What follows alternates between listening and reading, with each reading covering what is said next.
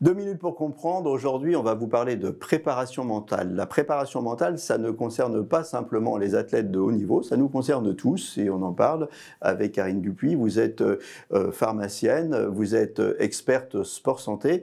La préparation mentale, c'est monsieur, madame, tout le monde aussi. Oui, exactement, parce que ça, c'est aussi toute mon expérience au regard des neurosciences.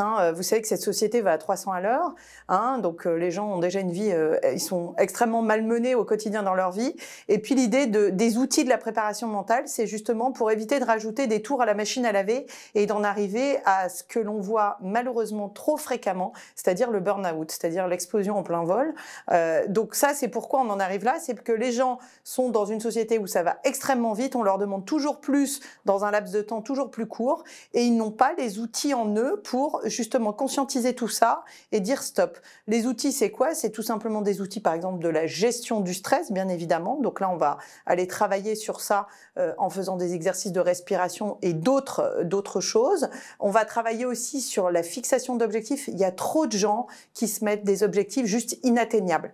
Et ils savent pertinemment que ça va être inatteignable et ils s'obstinent à vouloir y arriver. Et bien évidemment, il arrive in fine, ils n'y arrivent pas et ils vont en burn-out. Ils se mettent des objectifs inatteignables ou on leur met des objectifs inatteignables dans le travail, c'est ça aussi. Exactement, et c'est aussi l'apprentissage du non. Alors, c'est vrai que voilà, en France, on a beaucoup de mal, notamment dans le milieu de l'entreprise, savoir dire non, non, c'est très très important et ça fait partie voilà, des choses que l'on apprend dans les techniques de préparation mentale. C'est important de se protéger.